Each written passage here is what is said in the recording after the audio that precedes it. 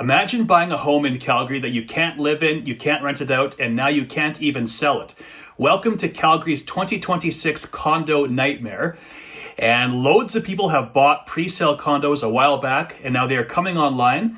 And to make matters worse, the appraisal value of many of these units are coming in for less than what they actually paid for them. There could even be circumstances in your building or your neighborhood where that same builder is selling condo units for less than what you actually paid for that are newer and could be nicer as well. How much less? Well, it depends on the neighborhood that you're in, but some parts of Calgary, the condo market is down over 10% year over year. And depending on the price range, that could be anywhere from $20,000 to $50,000 less year over year. And to give you a quick analogy, this is kind of like buying a car for, say, $65,000, a brand new car, and you were to come back to that same dealership a few months later, and that car's on sale for, say, $40,000. Same idea. The real estate market in Calgary is just like a stock exchange. The prices go up, they go down, depending on what's happening in the economy. And again, real estate's no different. It is just supply and demand. And right now our market has changed, and many of these condo projects that people bought years ago when the market was red hot, they are coming online now, but the market has changed. It's cooled off. There's way more inventory, and the prices have come down.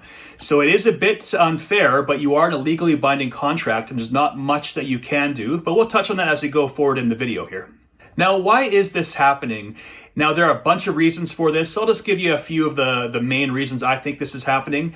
So we have less people moving to Canada. Interest rates are a bit uncertainty. We have uncertainty with tariffs. We're in a constant trade war right now with the United States. That's not helping as well. We've got layoffs. We have weaker oil prices in Alberta. And overall, we let the market get a bit too crazy during the COVID years, and now we're paying for it where the market's turning around. The market can't always go up, so it has to correct at some point, and I think across the country we are seeing that right now.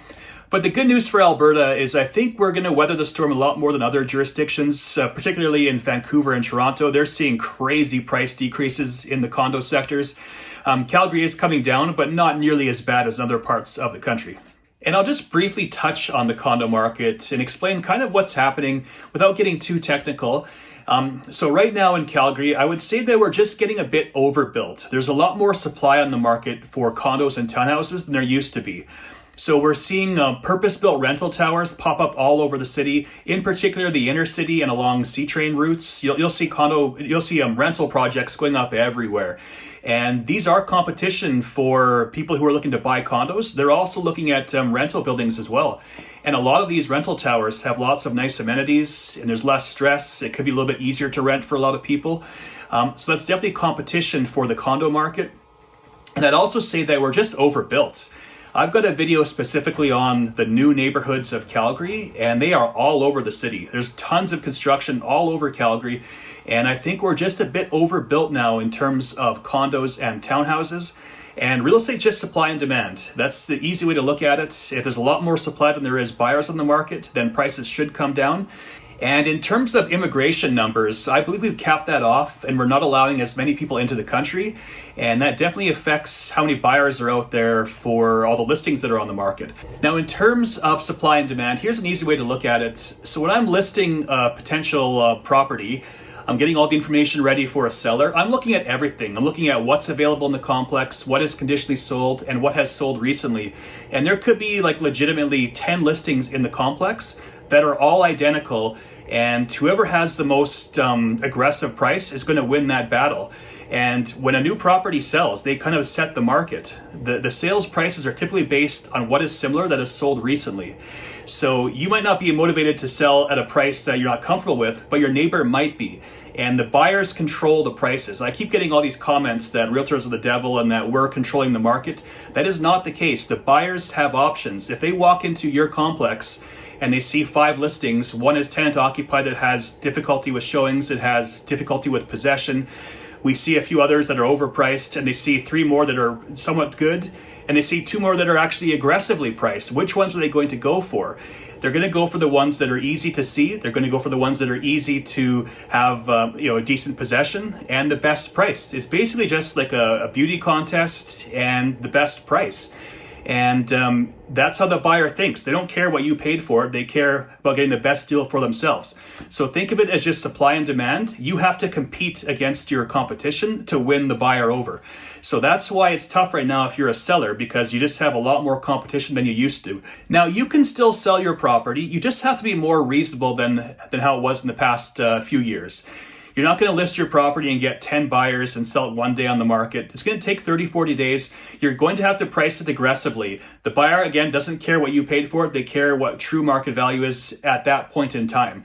So you have to be priced where it should be. And my advice is you want to price it probably where it's going to be, because you might be looking at a previous sale that happened maybe 1 or 2 months ago, but the market has changed for the worse since then. So you might have to price it a little bit more aggressively than what you originally thought. And next up, this is a bit of a warning for all the people in Vancouver and Toronto. I get tons of people who are coming here from those two areas. And I see a lot of investors, a lot of calls lately about people who have these pre-sale condo towers that they bought a long time ago for prices that were relevant at that time. But now the market has changed and they're not appraising for the values that are for today. And they want out. And the warning that I have here is that assignment sales are not a big thing in Calgary. That's kind of the game in Vancouver and Toronto, is investors or just anyone basically wants to buy a condo tower. They'll wait 6 months, it might be up in value, and they assign it to somebody else, and they're out of that contract. So that might work in Vancouver and Toronto, but in Calgary, it's not a big part of our real estate sector. I've been licensed since 2012, and I've only ever been involved in this once, and I gave up on it because it was so annoying. It's actually worse than being a for sale by owner, because the builder has to approve it, they charge you for it, and you can't often list it on the MLS system. So you're relying on pure chance. It's just not a big part of our economy, and if you're an investor thinking that's a good way to do business in Calgary, I would advise against that, because it's just a real pain. I just don't think it's going to work out in your favor, and I think buying a condo in Calgary, I think it should still be for the long game. I don't think you can easily assign them and just flip it and make a lot of money. Condos are a bit problematic in Calgary to begin with, and once you're assigning them, there's just too much risk and chance for me. And next up, let's talk about what is the right real estate option right now in Calgary. And I would say that it's the suburban single-family home in the city. Sure, in the inner city, like you could buy a nice property, renovate it, move into it, no problem at all. You can buy like older bungalows, tear them down, make duplexes. That's still fine. But for a lot of people, they want to target like the suburban single-family property with a nice yard. Those are always going to be ideal. You can have like your family there. You can have more than 2 bedrooms. You can have a yard. You can have pets. If you're close to some nice shopping outlets or some nice schools, these will always be desirable. And I think this is the right play in Calgary right now, is to just go for suburban single-family properties. And I think it's a good time to buy it right now, because we just had an interest rate drop a few days ago. And from talking to a lot of different mortgage brokers and experts on that side of the business, a lot of them think that we're going to be at these rates for a long time now going forward. So I wouldn't be waiting for the rates to drop further. I think they're going to be pretty stable from what I'm hearing. So I think it is a good time to buy, and I would target suburban Calgary if I was out there looking for a property in the city. And one last thing to help you out in regards to the single-family property in the suburbs. They can be pricey in Calgary. Our prices have jumped up quite a bit. But to help you get approved for the loan, there's actually a plan out there where you can buy the property and put a suite in the basement. And the lender can actually get it approved based on the future projections of a suited basement to help you with the mortgage payments. And they can approve the actual mortgage plus improvements to actually put the money into the suite. So this is a bit technical. This is definitely a mortgage broker question, not so much a realtor question. But if you are out there watching this and you're thinking about a plan like that, do let me know. I can connect you with a great mortgage broker to help you with this strategy. And next up, I'm just going to go over the monthly market stats for October 2025. And the big thing here is that inventory levels actually eased a bit over the past month. So what happened is there was a pullback in new listings and there was a pickup in sales. So this is actually a pretty good sign of what's to come, hopefully. And now at this time of the year, October is typically a busy month, and November, December, you do see a lot of listings come off the market. So this is also following historic kind of routines in Calgary real estate. It is a slower time for us when the colder weather comes. So that's very normal. Now, if we look at this year-to-date sales, we had 20,082 sales. That is down nearly 16% compared to last year. Now that sounds terrible. Oh my goodness, 16% decrease. We're comparing it to like one of the historic years on record for Calgary. I would say 22, 23, 24 were all fantastic years. And so we're comparing that to like some of the all-time best. And if we look at 1,885 sales for the month of October, that's still pretty good. I can recall months 2015 to 2020 where it was a lot lower than this. So I think we're definitely above long-term averages. We're just not as good as we used to be during the past few years, which is to be expected. We can't always be going up that fast. That's kind of unhealthy as well. And we're also seeing, which I already mentioned, improved rental supply, and easing rents have slowed ownership demand for apartments and townhouses. Already talked about this. We have a lot more rental demand. We've got a lot more inventory for condos and townhouses. That's nothing new. So we already talked about that. For the actual sales, 1,885 sales. We already mentioned that. New listings are down 1% to 3,233. Active inventory, 6,471, up 30.2% year over year. So we're definitely seeing a lot more inventory on the market. If you've been following my videos, this has been the trend for the past like year and a half, so nothing new there. Months of supply, 3.43 months overall. I mean, that's pretty good, to be honest. That's a balanced market. That means that, you know, transactions should sell in a reasonable amount of time. We're not seeing that many competing offers anymore. It's just a bit more of a normal pace in our market. This is up about 50% year over year, but still 3.43 is not bad. It's a balanced market. If we look at residential pricing, 568, down 4.1% year over year. This includes everything from detached homes, duplexes, row houses, and apartments. If we look at the single family market, very stable, only down 1.3% to 744,400. The duplex market is actually doing quite well, up about 1% year over year to 683,100.